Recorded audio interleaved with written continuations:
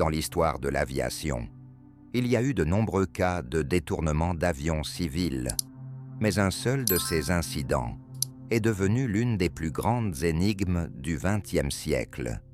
À l'époque, le criminel ne s'est pas simplement volatilisé. Il a disparu sans laisser de traces.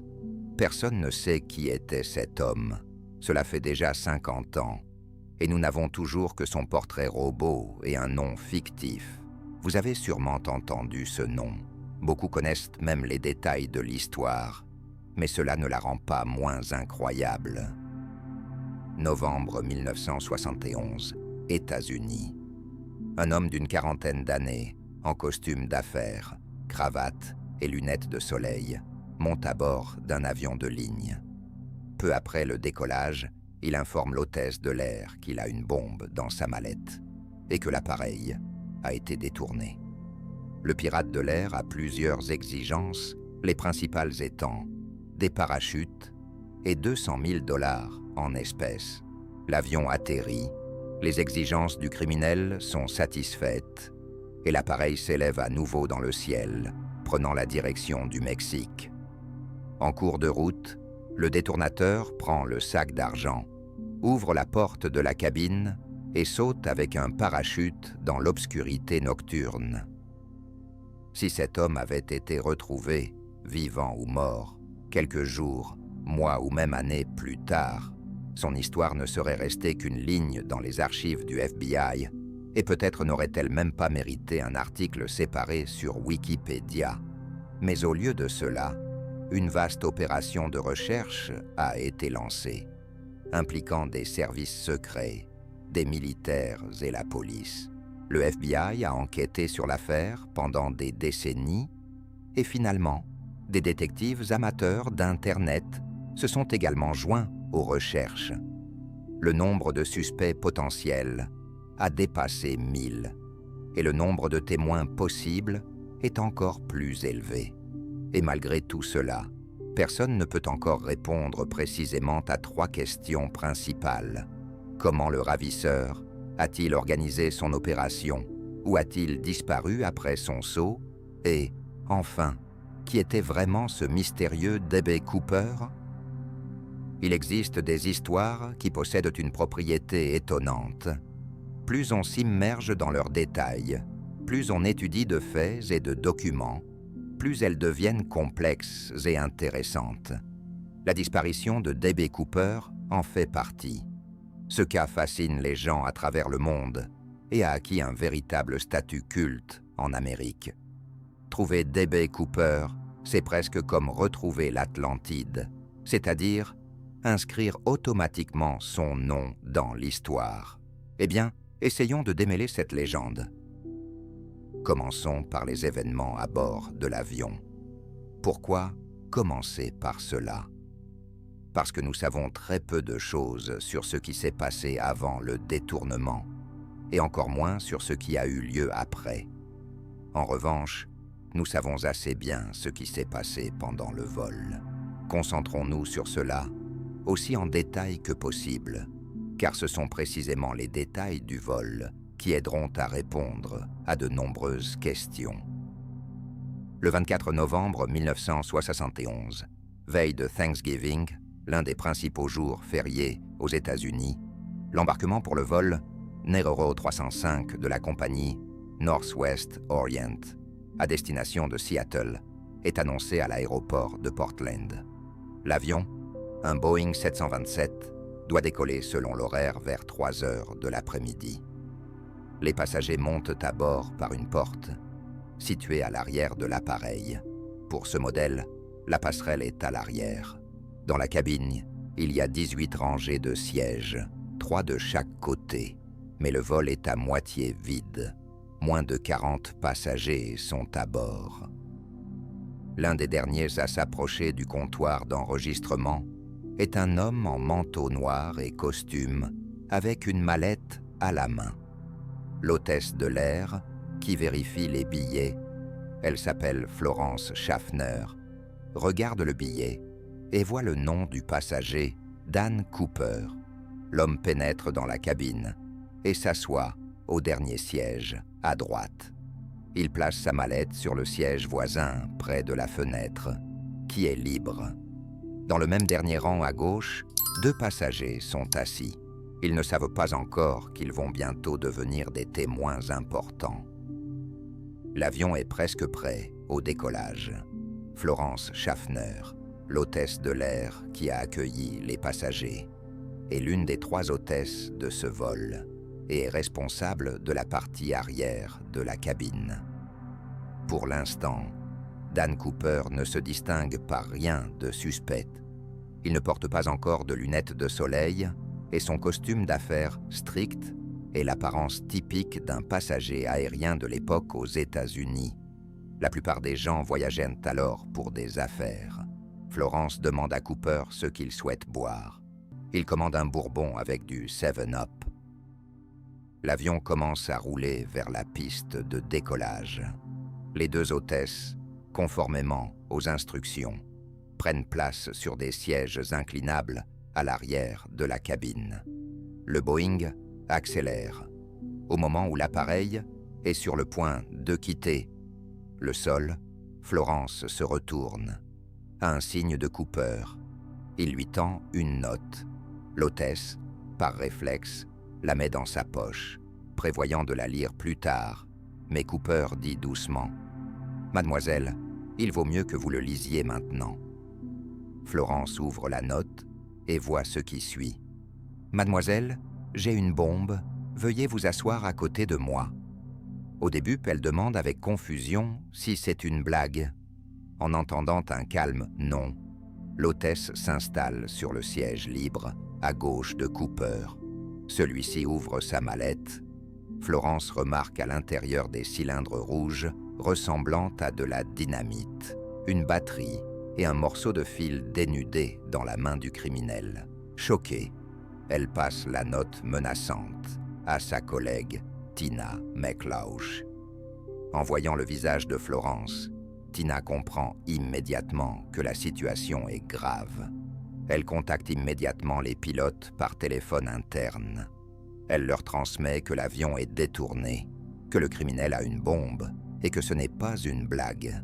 À ce moment-là, l'appareil prend déjà de l'altitude avec assurance. Ainsi, l'avion est dans les airs et il est important de comprendre de quel avion il s'agit et où il se dirige. Regardons la carte. Voici la ville de Portland sur la côte ouest des États-Unis. Et voici Seattle, tout près. Ce n'est pas une question d'échelle de la carte. Il y a effectivement une courte distance entre ces 2 villes. Le vol ne dure qu'environ une demi-heure. Les hôtesses ont à peine le temps de distribuer des boissons et des magazines aux passagers. Un autre détail tout aussi important est le modèle de l'avion. Le vol 305 est opéré par un Boeing 727. Cet avion de ligne peut accueillir plus de 100 passagers. Et tous embarquent par l'arrière. Là se trouve une porte-passerelle spéciale qui descend depuis l'arrière du fuselage. Elle est actionnée par un levier spécial. En général, cette passerelle est ouverte et fermée par les membres de l'équipage, mais théoriquement, n'importe qui peut le faire. La conception avec une passerelle arrière permet au Boeing 727 d'atterrir même dans de très petits aéroports. Il n'est pas nécessaire d'avoir une passerelle télescopique ou un terminal. Les passagers sortent directement sur le sol. C'est ce qui s'est passé ce jour-là. Le 24 novembre 1971, le Boeing 727 avait déjà effectué plusieurs vols, et le trajet de Portland à Seattle était le dernier pour l'équipage avant de longues vacances de fête. Après avoir reçu de Florence le message concernant le passager avec une bombe, les pilotes du vol 305 transmettent l'information au contrôleur aérien. Pendant les premières minutes, ils ne savent pas comment agir. Les exigences du pirate de l'air n'ont pas encore été formulées, mais cela ne dure pas longtemps. Très vite, Cooper met des lunettes de soleil. À partir de ce moment, Florence Schaffner ne verra plus ses yeux. et les autres témoins se souviendront du criminel uniquement avec des lunettes de soleil. Cooper demande à l'hôtesse de noter ses conditions. Florence écrit sous sa dictée et apporte le papier dans le cockpit où les pilotes transmettent les exigences par radio. Les négociations des pilotes avec le service de contrôle aérien ont été pratiquement documentées mot pour mot. La correspondance radio a été conservée. Voici ce que Cooper a exigé selon cet enregistrement. À 5 heures de l'après-midi, 200 000 $ en espèces, dans un sac ou un sac à dos, doivent être préparés, ainsi que 4 parachutes, 2 principaux et 2 de secours. Il souhaite recevoir l'argent en billets américains en circulation, c'est-à-dire en monnaie valide des États-Unis. Il a une bombe et s'en servira si ses exigences ne sont pas satisfaites. De plus, Cooper insiste pour qu'un camion-citerne soit prêt à l'atterrissage de l'avion. Il faut faire le plein. Il mentionne également que l'équipage doit préparer de la nourriture. Après cela, nous partirons pour un petit voyage, comme l'a exprimé le pirate de l'air. À la fin, il prévient, pas de blagues ni de pièges. À ce moment-là, Florence avait déjà quitté le pirate de l'air et avait apporté la note avec les exigences dans le cockpit.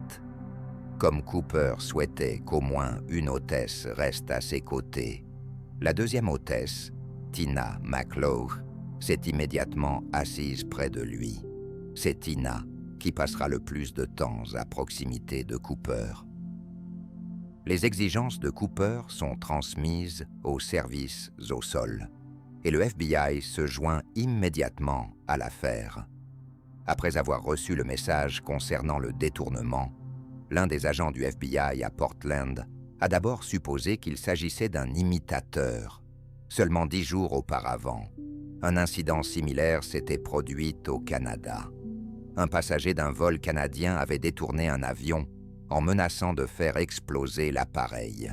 Il demandait une rançon, 1,5 million de dollars, prétendument pour les besoins des séparatistes irlandais. Au final, il a accepté seulement 50 000 $. Cet avion avait également une passerelle arrière, avec une construction similaire. Et là, le preneur d'otages avait aussi l'intention de sauter en parachute, mais il a été neutralisé à la dernière minute par l'un des passagers. Cette histoire, bien sûr, a fait la une de tous les journaux. On ne sait pas si Cooper en avait entendu parler ou non, mais il est évident que l'idée même de détourner un avion pour obtenir une rançon était déjà dans l'air. Ce n'était certainement pas quelque chose d'unique. Comme je l'ai déjà souligné, les événements du vol nous sont assez bien connus. Non seulement ce qui se passait à bord, mais aussi la situation au sol. Et la situation est des plus intéressantes des deux côtés. À bord, Cooper, avec la bombe, a formulé ses exigences. Cependant, à part l'équipage, aucun des passagers n'a la moindre idée que l'avion a été détourné. Les gens dans la cabine continuent de rester à leur place, dans l'ignorance. Seul l'un d'eux, cet homme assis au dernier rang, de l'autre côté du couloir par rapport à Cooper, se souviendra plus tard que la situation lui avait semblé légèrement étrange. Il a remarqué que l'hôtesse avait passé beaucoup de temps près du passager, portant des lunettes de soleil.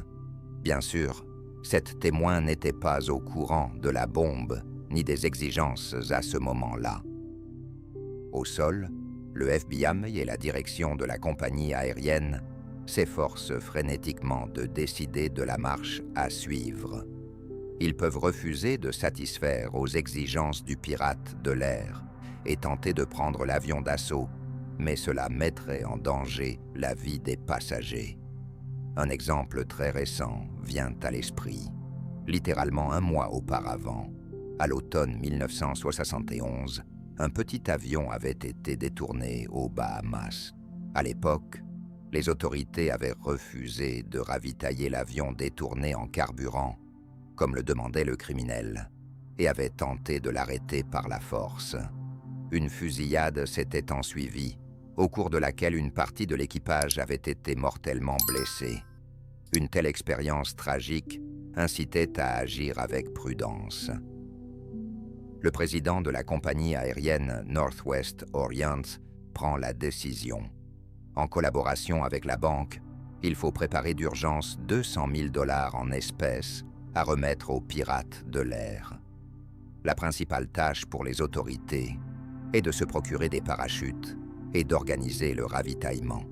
Le temps presse, car le vol de Portland à Seattle est très court. Et qu'en est-il de l'avion? Tina McClough continue de rester près de Cooper. Il est, comme le note la jeune femme, assez aimable et calme, ne se comportant pas du tout de manière agressive. Il fume cigarette après cigarette et, entre deux, pose des questions à Tina sur elle-même, qui elle est, d'où elle vient. Pendant ce temps, l'avion commence à tourner dans le ciel, au-dessus de Seattle, attendant que l'on prépare l'argent et les parachutes au sol. En regardant par le hublot, Cooper remarque à un moment donné: « Nous sommes maintenant au-dessus d'une petite ville, pas loin d'ici. » Il s'agissait probablement de Tacoma, une petite ville près de Seattle. Pendant ce temps, le temps se dégrade. Des nuages d'orage sont visibles par les fenêtres de l'avion. En raison de l'attente forcée, les pilotes inventent une légende pour les passagers. Ils annoncent par haut-parleur qu'il y a un petit problème technique avec l'avion et qu'il faudra faire quelques tours au-dessus de l'aéroport pour évacuer le surplus de carburant avant l'atterrissage. Bien sûr, en entendant cela, peu de gens sont ravis, rester à des kilomètres de hauteur et écouter parler d'une panne technique n'est jamais agréable. Mais convenez qu'il vaut mieux cela que d'apprendre la vérité, que l'avion est détourné par un homme avec une bombe. Le FBI, au sol, s'active de toutes ses forces.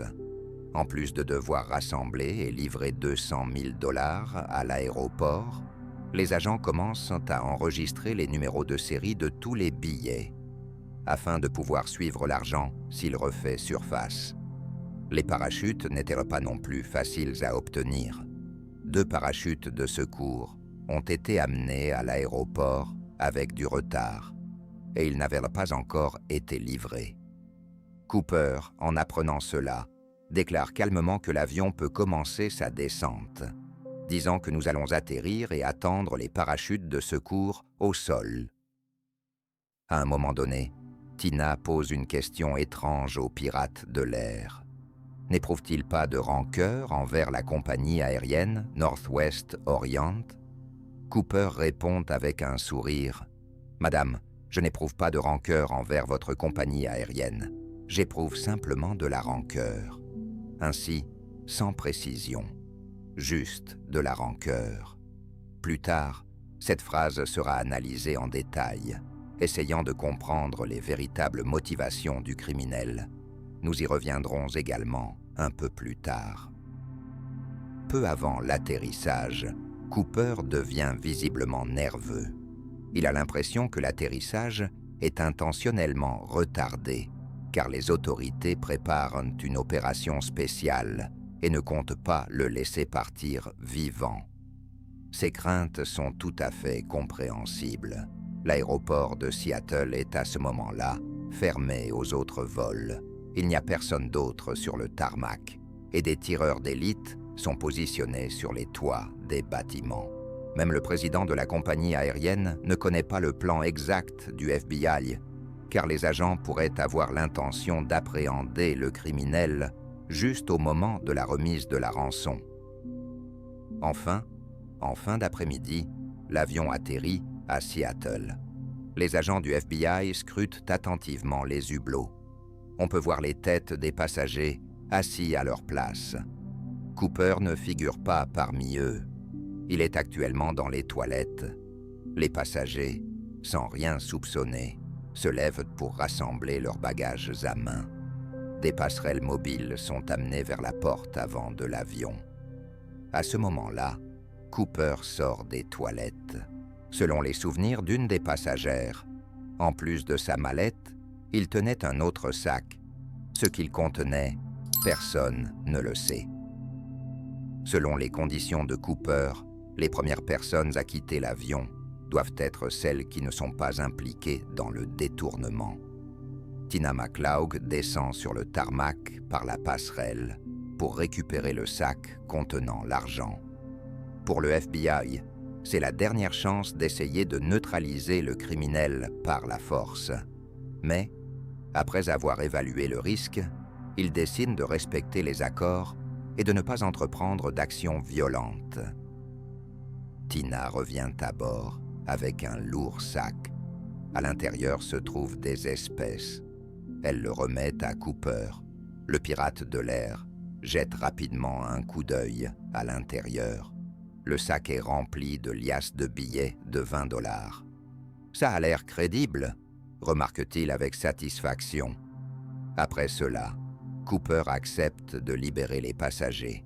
Les personnes, perplexes, descendent par la passerelle sur le tarmac sombre. Beaucoup ne comprennent toujours pas ce qui s'est réellement passé dans les airs. Cooper, comme promis, libère également les 2 hôtesses de l'air. À bord, avec lui restent seulement le pilote, le copilote, l'ingénieur de bord et l'hôtesse Tina McCloud. Au total, 4 membres d'équipage. Tina quitte à nouveau l'avion pour apporter des parachutes.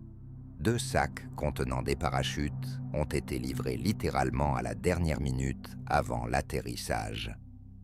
À son retour à bord, elle voit que Cooper donne des ordres avec empressement dans la cabine.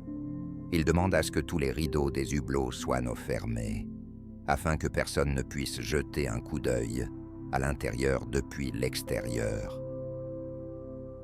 De retour auprès du pirate de l'air, Tina le trouve occupé à une tâche étrange. Cooper a sorti un couteau et coupe les sangles d'un des parachutes de secours. Il est irrité. L'argent lui a été apporté dans un sac, et non dans un sac à dos pratique, comme il l'avait demandé. Il essaie donc de ranger les billets dans le sac de parachute, mais celui-ci est trop petit pour une telle quantité d'argent. De plus, le ravitaillement de l'avion prend du temps, ce qui rend le criminel de plus en plus nerveux. La communication de l'équipage avec le pirate de l'air, après l'atterrissage, se fait par l'intermédiaire de Tina McCloud. C'est à elle que Cooper dicte ses nouvelles instructions. Elles sont les suivantes. Nous allons en Mexique. On peut aller à Mexico, Mexico City, ou à n'importe quelle autre destination. Tant que c'est au Mexique, l'altitude de vol ne doit pas dépasser 10 000 pieds, soit environ 3 km. La porte arrière, la passerelle, doit rester abaissée.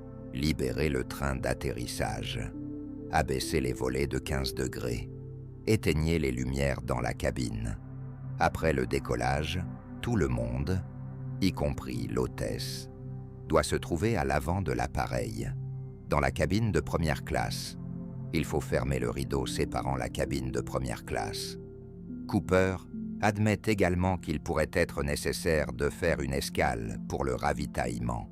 Vous pouvez vous poser où vous voulez pour le ravitaillement, mais pas sur le territoire des États-Unis, souligne-t-il. Les analystes au sol surveillent attentivement les actions du pirate de l'air. L'un d'eux, un psychiatre de l'administration fédérale de l'aviation civile, qui est consulté par le FBI, essaie de prédire le plan du criminel. Il est convaincu que Cooper a demandé 2 parachutes de secours pour une raison précise. Une version inquiétante se forme dans son esprit. Le criminel pourrait envisager d'emmener avec lui un membre de l'équipage en tant qu'otage, de sauter avec lui, puis de faire exploser l'avion en lançant une bombe. Dans le bus qui emmène les passagers du vol 305 du terrain d'aviation au terminal, un appel est effectué. Un seul nom ne répond pas, Dan Cooper. Cela n'étonne pas les agents du FBI. pendant que l'avion tournait dans les airs. Ils avaient déjà eu l'occasion de parler avec une employée de la compagnie aérienne qui vendait des billets pour ce vol. Elle se souvenait d'un homme suspect d'une quarantaine d'années, au teint mat, vêtu d'un costume noir avec une cravate, qui avait acheté un billet et s'était présenté sous le nom de Dan Cooper. Lorsque les passagers choqués du vol 305 sont amenés au bâtiment de l'aéroport, ils sont accueillis par le chaos.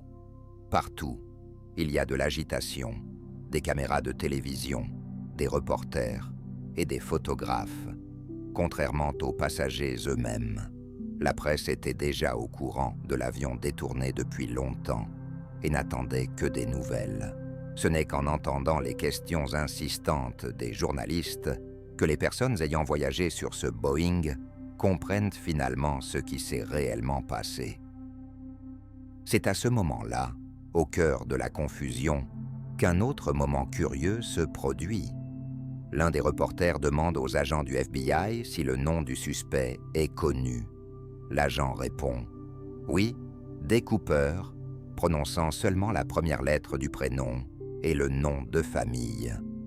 Le journaliste, n'ayant pas bien entendu, redemande « D.B. Cooper » et dans le désordre ambiant, l'agent confirme « Oui ». À cet instant, une légende naît à cause de cette erreur accidentelle. La plupart des journaux et des chaînes d'information commenceront à désigner le suspect sous le nom de D.B. Cooper. C'est sous ce nom qu'il entrera dans l'histoire, bien qu'il ait en réalité acheté son billet en tant que Dan Cooper. Ainsi, les exigences du pirate de l'air sont connues des pilotes. Ils les analysent avec les services de renseignement et tirent leurs premières conclusions. L'altitude de vol, environ 3 km, est en effet relativement basse pour un avion de ligne. Si l'appareil s'élevait plus haut, la cabine serait soumise à une pression accrue et une porte ouverte entraînerait une dépressurisation instantanée. Tout et tout le monde, à l'intérieur, serait simplement aspiré à l'extérieur. À une altitude de 10 000 pieds, un peu plus de 3 km, la pression ne nécessite pas encore d'étanchéité de la cabine, ce qui signifie qu'il est possible d'ouvrir la porte sans risque mortel pour ceux qui restent à bord. Il est évident que Cooper s'y connaissait. Cependant, ces connaissances n'étaient pas suffisantes pour tout. Par exemple, il n'avait pas pris en compte que l'avion ne peut pas décoller avec la passerelle arrière déjà ouverte. Celle-ci devra être ouverte en plein vol. De plus, le train d'atterrissage sortit et les volets à 15 degrés signifiant un vol très lent, ce qui entraîne une consommation de carburant excessive. Même avec un ravitaillement en vol, il serait impossible d'atteindre Mexico dans de telles conditions. En élaborant le plan de vol, les pilotes ont décidé qu'il faudrait se poser pour un ravitaillement dans la ville de Reno, État du Nevada. Avant le nouveau décollage, l'hôtesse transmet à Cooper les instructions sur l'utilisation des parachutes, lequel est lequel, comment les attacher. Il se contente de faire un geste de la main. Il n'a pas besoin d'instructions. Avant d'envoyer Tina à l'avant de l'avion, Cooper lui demande de lui montrer comment ouvrir la passerelle arrière.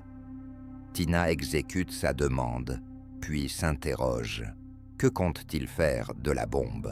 Cooper répond qu'il l'emportera avec lui. Soit il la déchargera, soit il la désactivera avant de sauter. Ensuite, il ordonne à Tina de se rendre à l'avant de l'appareil, où se trouvent les sièges de première classe, et de fermer le rideau derrière elle.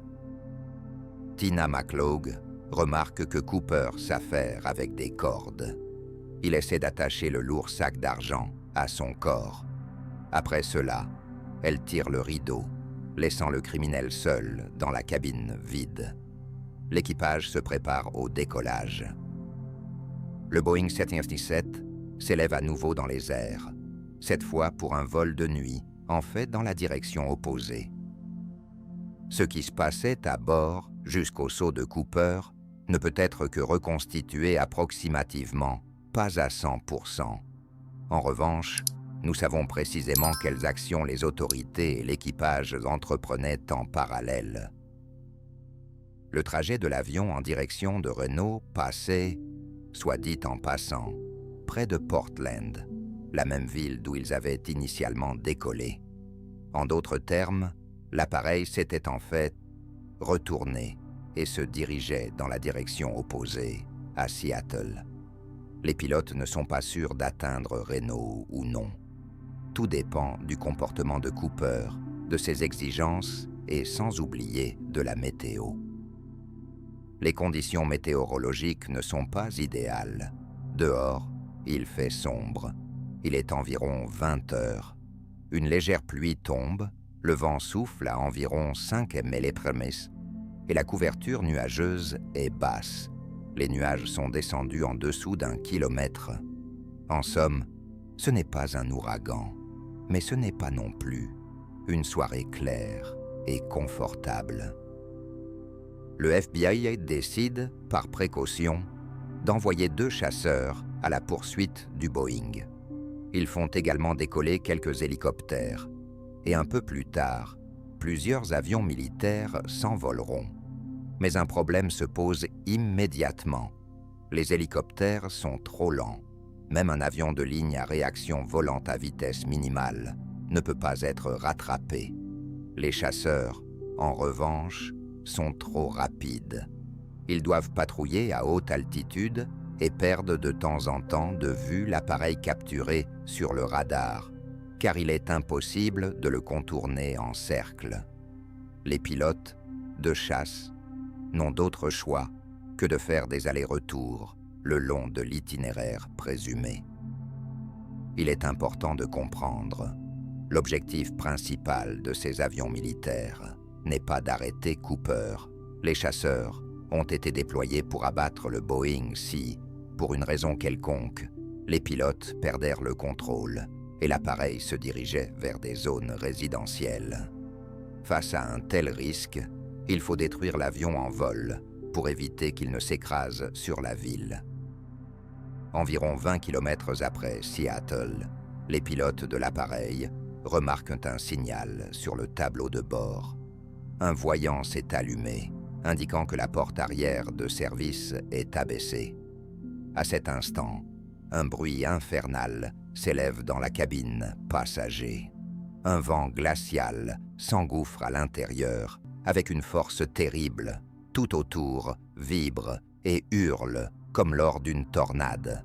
Les pilotes ne peuvent pas voir la température dans la cabine, mais les capteurs, à l'extérieur, indiquent environ 7 degrés. Les pilotes tentent de contacter Cooper par l'interphone.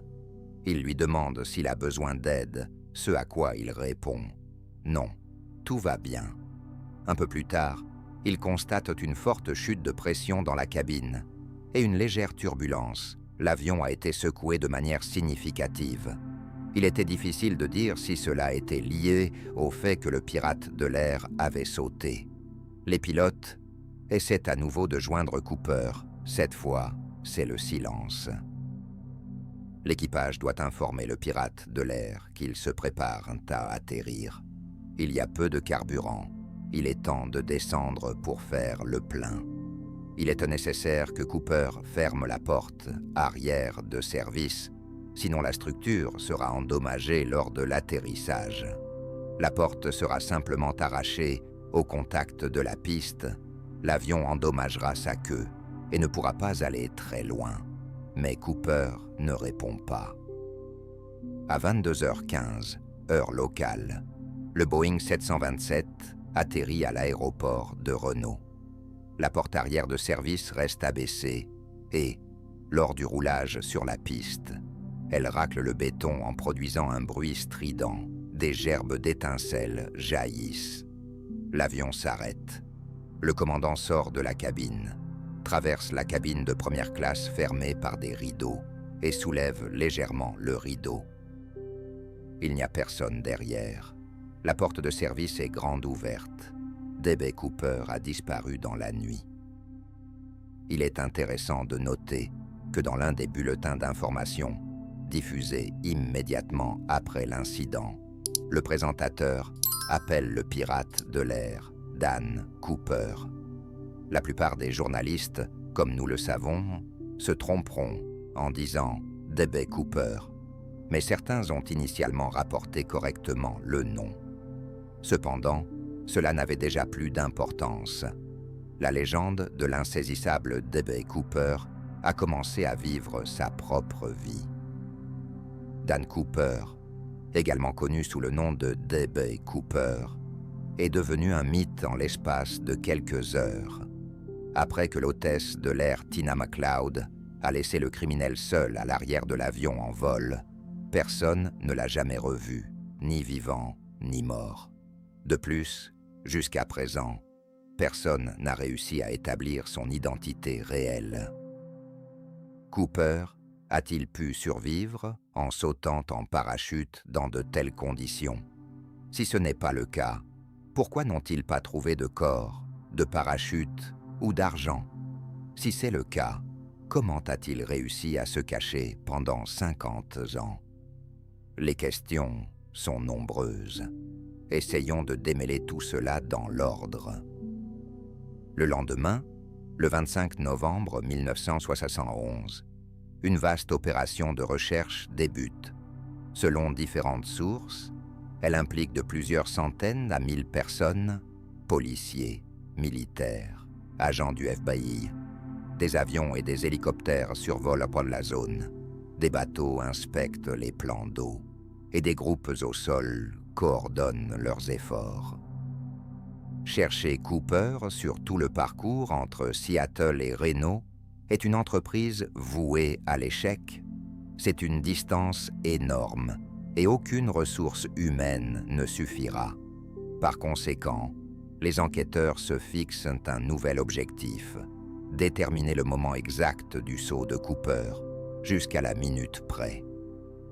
Dans une affaire criminelle ordinaire, une telle précision n'est pas nécessaire. Mais ici, il s'agit d'un avion à réaction qui parcourt plusieurs kilomètres en une minute, même à la vitesse la plus basse. En cas d'erreur dans le timing, les recherches seront complètement mal orientées. Selon les indications des instruments du Boeing 727, la porte arrière s'est abaissée à 19h42, puis, à 20h12, il y a eu ce fameux changement de pression et le tremblement de l'avion. Ce moment pouvait-il correspondre au saut de Cooper? Pour le comprendre, il faudra faire appel à un peu de physique et de mathématiques. Quel était le poids de Cooper et de toute la cargaison qu'il a emportée en quittant l'avion?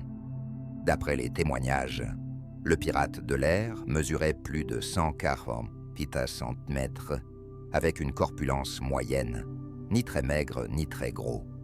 Supposons que la masse de Cooper soit d'environ 80 kilos. Ensuite, parlons de l'argent. La somme totale a été remise en billets de 20 $. Une simple arithmétique, 200 000 $ correspondent à 10 000 billets. Ils étaient regroupés en paquets de 100, soit un total de 100 paquets. Vous l'aurez compris, le sac d'argent était assez volumineux et lourd, environ 10 kilos. Le parachute avec le harnais pèse à peu près autant. Ainsi, environ 100 kg de poids sortaient de l'avion. En raison du fort courant d'air, la porte arrière de l'avion ne s'est probablement même pas complètement abaissée en vol. Elle était ballottée par le vent avec la personne qui s'apprêtait à sauter. Un non-professionnel oserait-il un tel acte? Peu probable. La situation est extrêmement risquée. Quoi qu'il en soit, les ingénieurs de la compagnie aérienne Northwest Orient ont conclu que le saut de Cooper pourrait être à l'origine du changement de pression et des vibrations de l'appareil vers 20h12, plus ou moins quelques minutes. En se basant sur ce timing et en connaissant la vitesse de l'avion ainsi que son cap, le FBI estime où Cooper aurait pu atterrir. Cela donne une zone de recherche d'une superficie de plus de 100 km². C'est encore beaucoup. Grâce à un centre de calcul, en fait des ordinateurs qui étaient alors rares, cette zone est réduite à 60 km². Revenons à la carte. Selon le FBI, le saut et la chute de Cooper se sont produits dans cette zone, à quelques dizaines de kilomètres de Portland, où le pirate de l'air avait initialement embarqué dans l'avion. La théorie selon laquelle le criminel a atterri précisément ici sera contestée à l'avenir par certains chercheurs indépendants. Ils disposeront de leurs propres preuves et théories, mais déjà en 1971 et encore aujourd'hui, la position officielle du FBI est la suivante. Cooper a sauté à peu près au-dessus de cette zone. Une partie de ce territoire est constituée de forêts denses et difficiles d'accès.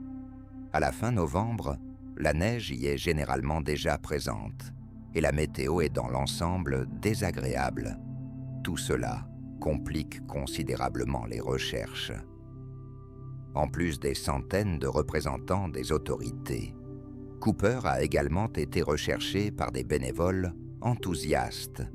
Beaucoup d'entre eux espéraient avant tout trouver non pas le pirate de l'air lui-même, mais les 200 000 $. Cependant, à ce moment-là, les autorités avaient déjà publié des listes des numéros de série de tous les billets. Dépenser cet argent aurait été presque impossible, car il aurait été immédiatement traçable. En revanche, il était possible de recevoir une récompense de 25 000 $ de la part de la compagnie aérienne pour toute aide à l'arrestation du criminel ou à la découverte de l'argent. Pour que vous compreniez de quelle somme il s'agit, en tenant compte de l'inflation actuelle, 200 000 $ représentent plus d'1 million, et la récompense promise équivaut à environ 1/10 de cette somme, soit environ 100 000 $ au prix actuel, une somme tout à fait respectable. Les autorités souhaitaient naturellement retrouver Cooper le plus rapidement possible, et ce pour 2 raisons. Tout d'abord, l'hiver approchait, et les recherches devraient probablement être suspendues pendant plusieurs mois en raison des conditions météorologiques. Ensuite, plus cette affaire durait, plus le risque d'apparition de imitateurs augmentait. L'histoire est largement discutée dans la presse, et beaucoup en sont impressionnés. Il est certain que des personnes voudront reproduire quelque chose de similaire. Spoiler, il y en aura effectivement. Parallèlement à l'exploration du terrain, le FBI travaille sur les preuves et les témoins. La principale tâche de ce travail avec les témoins est de décrire aussi précisément que possible l'apparence de Cooper, afin que les artistes puissent réaliser son portrait. Comme on le sait, les témoignages oculaires sont peu fiables et subjectifs. Le premier photorobot de Cooper, basé sur la description d'un des passagers, s'est révélé très flou. Une telle description pouvait potentiellement correspondre à des centaines de milliers de personnes. La situation était compliquée par le fait que les témoignages des témoins divergeaient parfois considérablement. Certains passagers estimaient que le pirate de l'air avait environ 35 ans, tandis que d'autres étaient convaincus qu'il en avait plus de 50.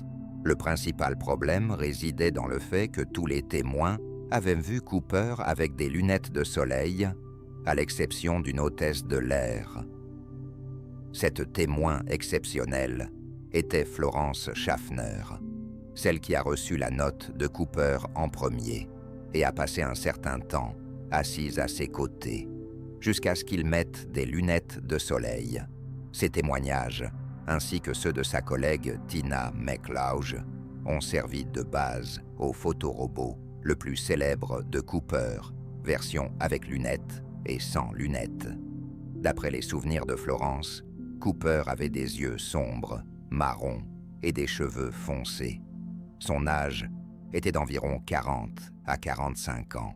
Sa taille était légèrement supérieure à 180 mètres. Son costume et ses chaussures étaient de couleur noire. Tina McLeod a globalement confirmé ces informations, avec quelques ajustements. Selon elle, la taille du pirate de l'air était légèrement inférieure, environ 180 cm ou un peu moins, et les chaussures étaient marron. Quoi qu'il en soit, un portrait relativement cohérent du criminel a enfin pu être établi. L'autre aspect du travail du FBI concerne les preuves physiques. Immédiatement après l'atterrissage à Reno, les agents sont montés à bord et ont minutieusement fouillé l'avion. La première et la plus évidente des découvertes a été celle des empreintes digitales. Partout où Cooper avait pu toucher, la poussière a été saupoudrée d'une poudre spéciale. Les accoudoirs des sièges, la porte des toilettes, le combiné téléphonique avec lequel il avait parlé à l'équipage. En conséquence, un véritable kaléidoscope d'empreintes a été découvert. Cependant, cela n'a pas beaucoup servi. Une collection entière d'empreintes a été recueillie, mais lesquelles appartiennent à Cooper et lesquelles proviennent de l'équipage, d'autres passagers de ce vol, ou même de passagers de vols précédents sur le même avion.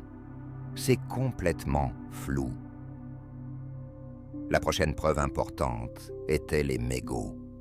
En 1971, fumer était autorisée dans les cabines d'avion, et Cooper en a profité activement. Au cours du vol, il a fumé, selon différentes estimations, 8 cigarettes.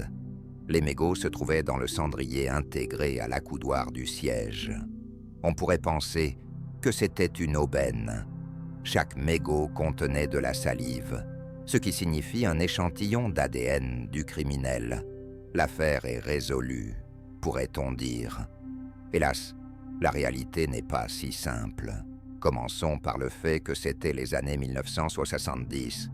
L'analyse ADN n'était pas encore un outil accessible en criminalistique. Il faudra encore quelques décennies avant que l'expertise génétique ne devienne routinière. Au début des années 70, les mégots étaient considérés simplement comme une preuve indirecte. Ils confirmaient que le pirate de l'air avait fumé, mais pas comme une clé pour identifier l'individu.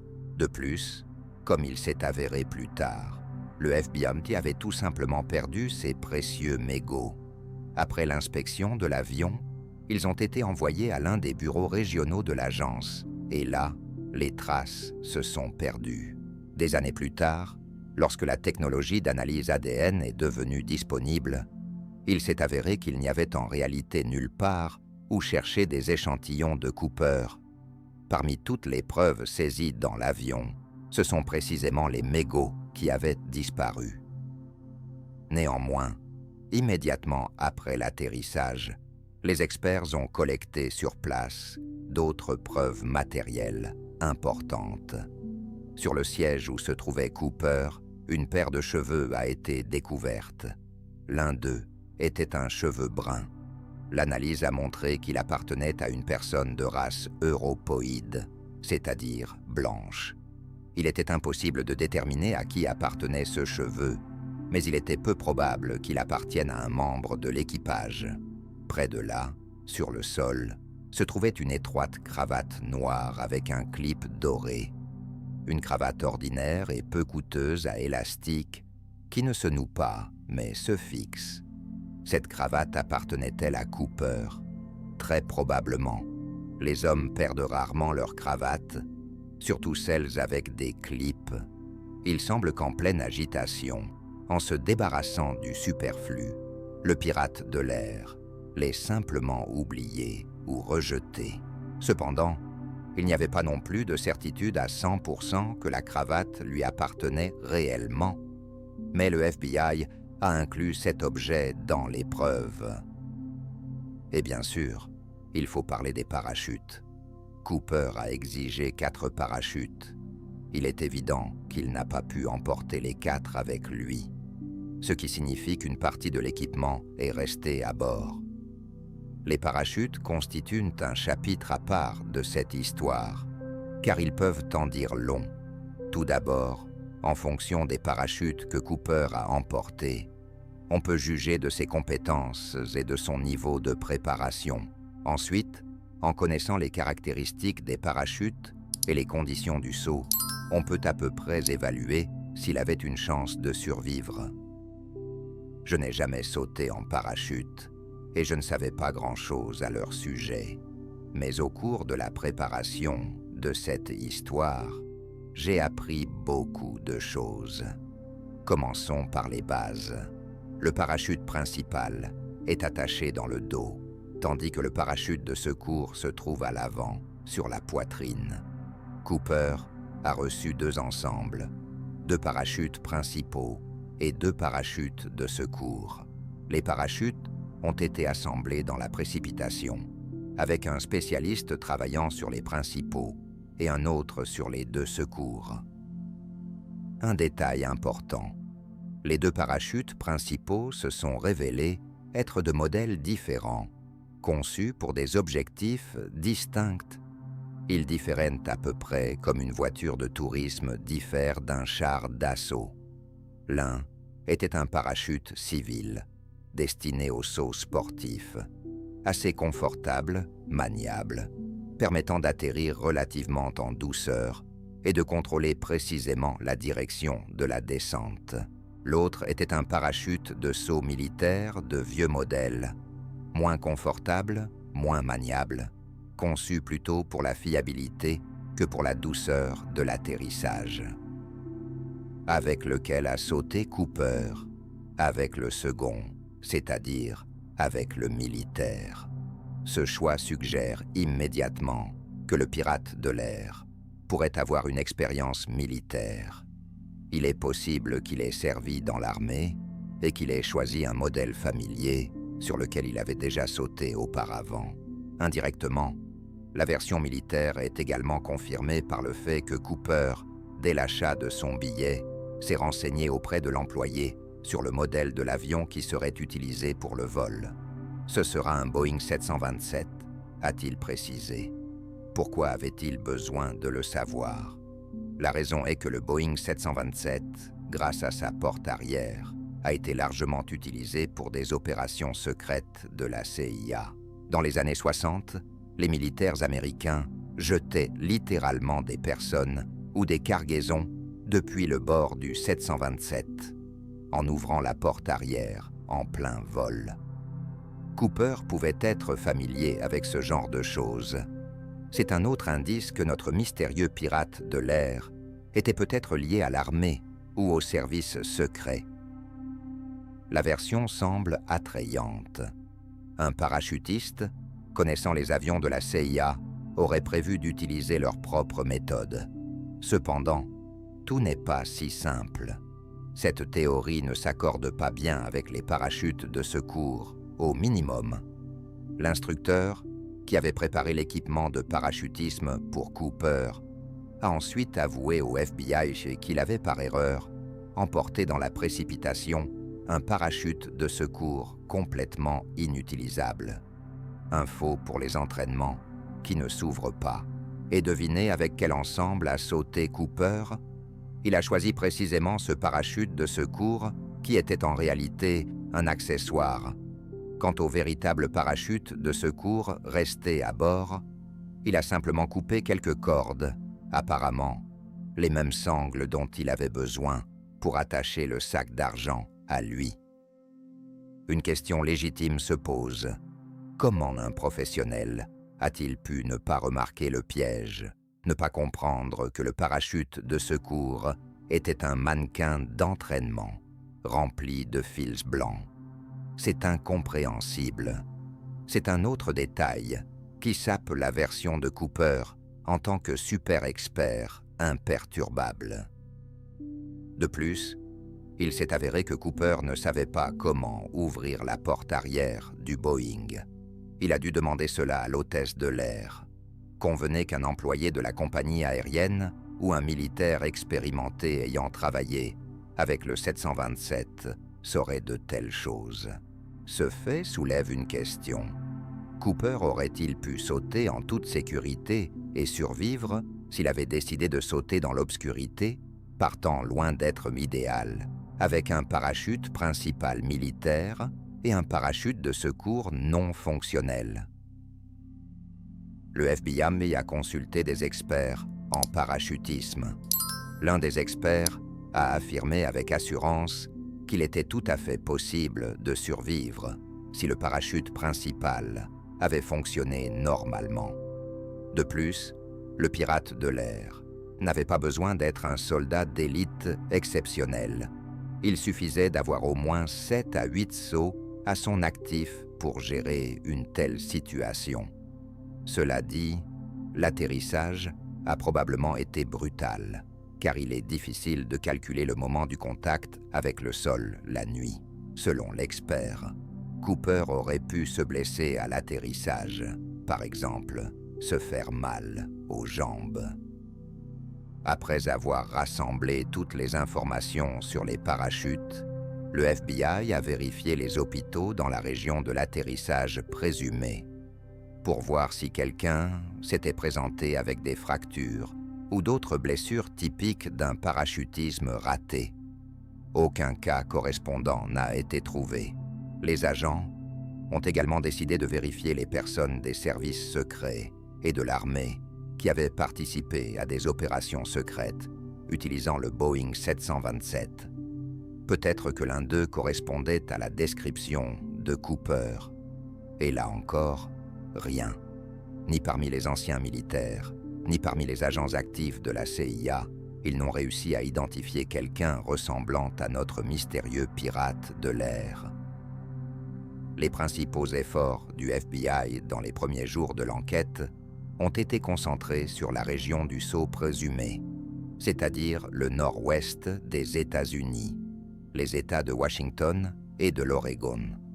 Tout d'abord, il est très probable que Cooper connaissait bien cette zone. En effet, il est monté dans l'avion à Portland et a reconnu, à travers le hublot, la ville de Tacoma, ce qui indique qu'il était familier avec la géographie des lieux. Sauter sur un terrain connu est plus sûr. Ensuite, les enquêteurs espéraient trouver au moins quelques témoins, des personnes qui auraient non pu voir Cooper avant le saut ou déjà après son atterrissage. Les agents du FBI ont entrepris de longues patrouilles dans les maisons, dans les bureaux, pour discuter avec tous ceux qui, même théoriquement, auraient non pu voir le mystérieux inconnu le 24 novembre. Des centaines de suspects ont été interrogés, des personnes correspondant à la description de Cooper, afin de leur poser des questions supplémentaires. Quelques jours après l'incident, le FBI a envoyé aux journaux un portrait robot de Cooper. La liste des suspects potentiels a commencé à croître rapidement. Des catégories très variées de citoyens ont été mises sous suspicion. Policiers, anciens détenus, militaires, ouvriers d'usine, gardes, parachutistes amateurs et sportifs parachutistes. En somme, tous ceux qui auraient non pu théoriquement savoir quelque chose sur les avions et les sauts. La probabilité que le criminel ait utilisé son vrai nom lors de l'achat du billet était proche de 0. Néanmoins, les enquêteurs n'ont pas hésité à vérifier certaines personnes portant le nom de Cooper et correspondant aux caractéristiques. Et bien sûr, un flot de messages de citoyens a afflué. Voisins, collègues, camarades de service, amis, parents. Des gens de tous les coins du pays écrivaient qu'ils connaissaient personnellement ce pirate de l'air et étaient prêts à révéler toute la vérité au FBI. Le bureau a même procédé à plusieurs arrestations sur la base d'informations fraîches. Mais il est vite apparu que ces personnes n'avaient aucun lien avec l'affaire. Les semaines passent, mais les résultats se font toujours attendre. Ni Cooper, ni l'argent, ni les parachutes, ni de témoignages clairs. En revanche, des événements étranges commencent à se produire. Des lettres commencent à arriver à la rédaction des journaux. 1, 2 3 venant de différents coins du pays, principalement de la côte ouest.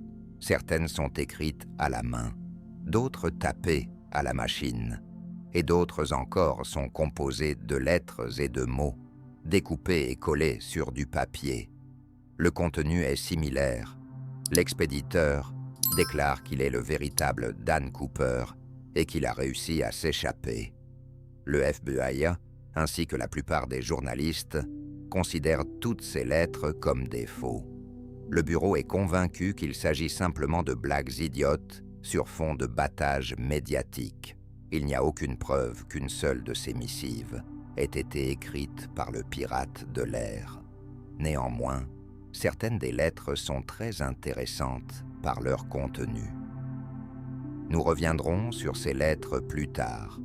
Pour l'instant, un point est important. Dans plusieurs lettres, l'auteur souligne qu'il ne se considère pas comme un Robin des Bois moderne. Pourquoi a-t-il écrit cela? En effet, aussi étrange que cela puisse paraître, Cooper a commencé à être perçu par de nombreux Américains au début des années 70 sous cet angle romantique.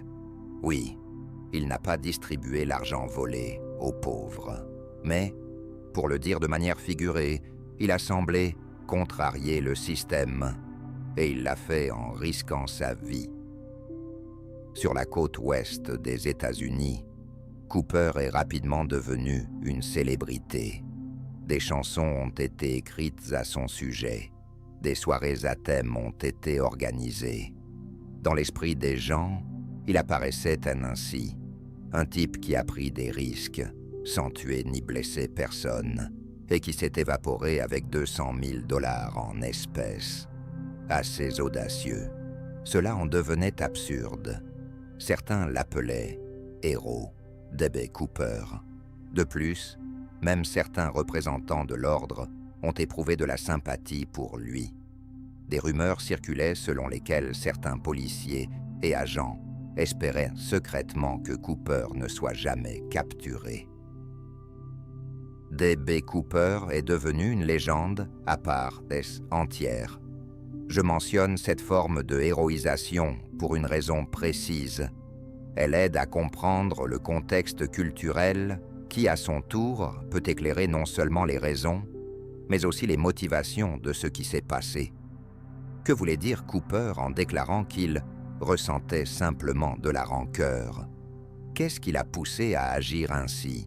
Et comment un homme avec une bombe a-t-il pu monter à bord d'un avion en achetant un billet sans aucun passeport ni pièce d'identité? Il y a beaucoup de questions, mais une seule réponse, parce qu'au cours des années 1960 et au début des années 1970, tout était différent, y compris l'aviation civile.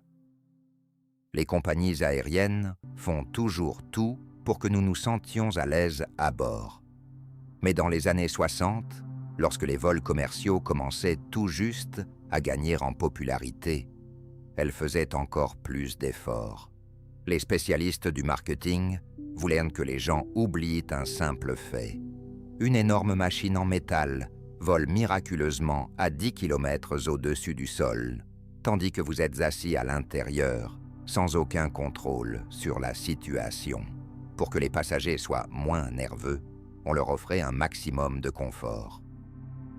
Dans les années 60, voyager en avion ressemblait davantage à une sortie dans un restaurant haut de gamme. Des plats raffinés étaient servis aux passagers pendant le vol. Il était permis de fumer directement dans la cabine. L'uniforme des hôtesses de l'air ressemblait souvent à des tenues de mannequins de podium. Les jeunes femmes devaient avoir une apparence impeccable, surveiller leur poids de près et, en général, correspondre à l'image de charmantes et accueillantes hôtesses de l'air, prêtes à satisfaire n'importe quelle demande des passagers au premier appel. Et qu'en est-il de la sécurité dans les aéroports?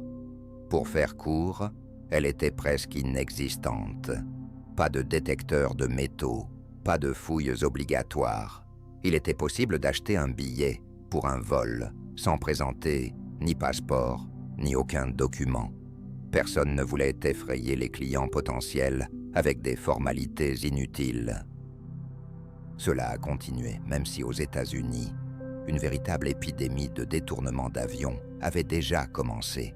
Réfléchissez-y, 130 détournements ont eu lieu en Amérique entre 1968 et 1972.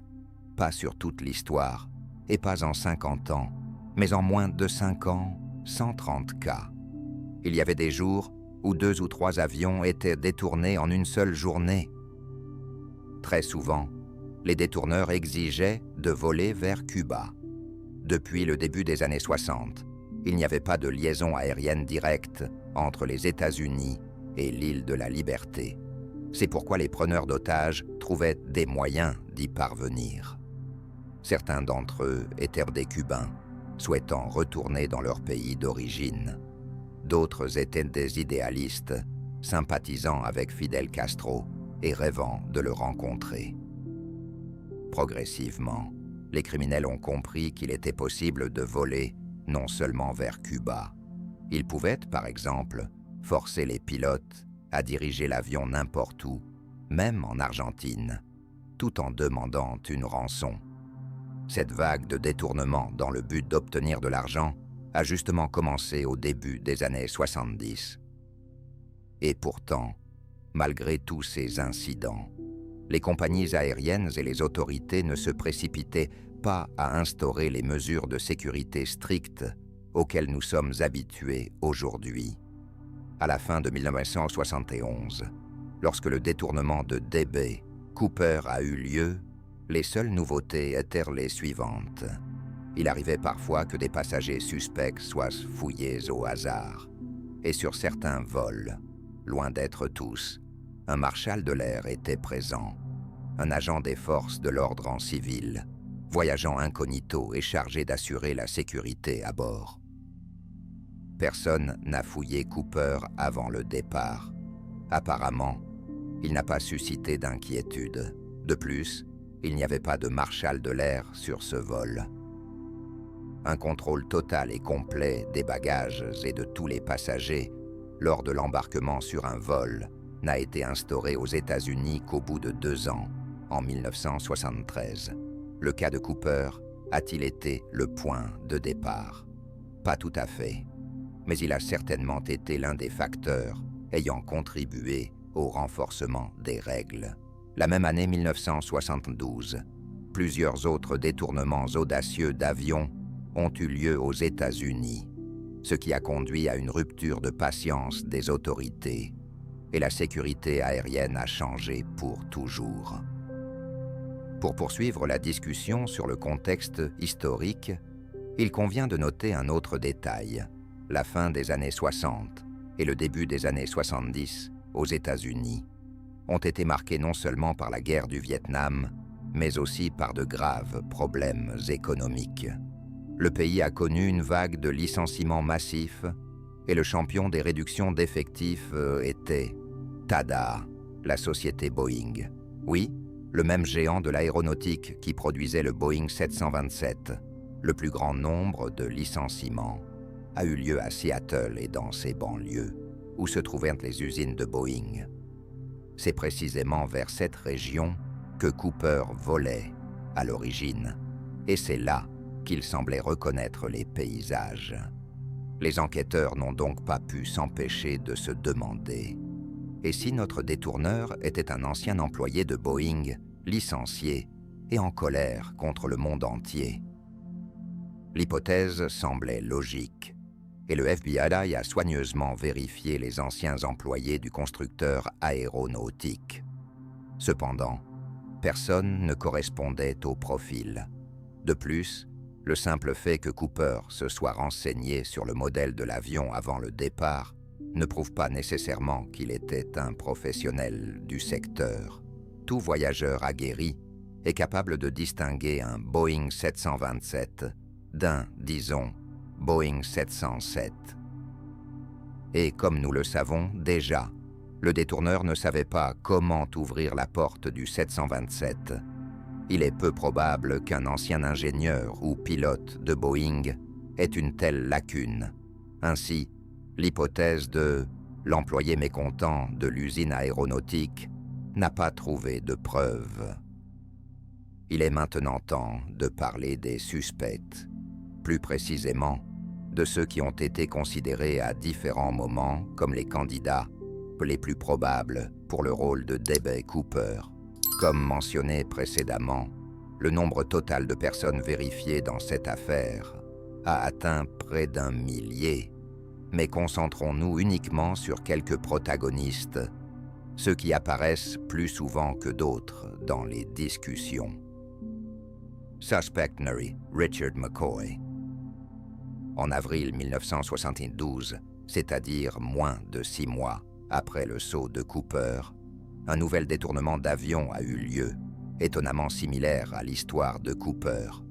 Un homme, se présentant sous le nom de James Johnson, a embarqué sur un vol à destination de Los Angeles. Il portait des lunettes et avait une mallette avec lui. Il a déclaré qu'il avait des explosifs dans la mallette et a également montré une grenade et un pistolet.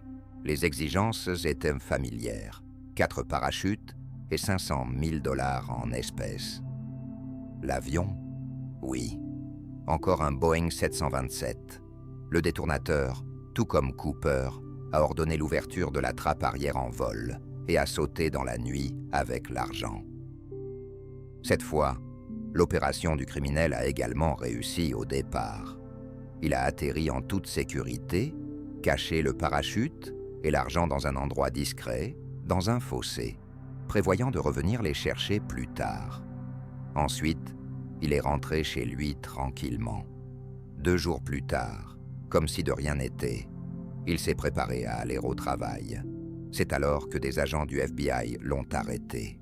Il s'est avéré que le pseudonyme James Johnson cachait le véritable nom du détourneur, Richard McCoy. Lors de la perquisition, on a retrouvé presque tout l'argent volé. Il manquait environ 30 $, ainsi qu'un parachute. McCoy a sauté près de chez lui.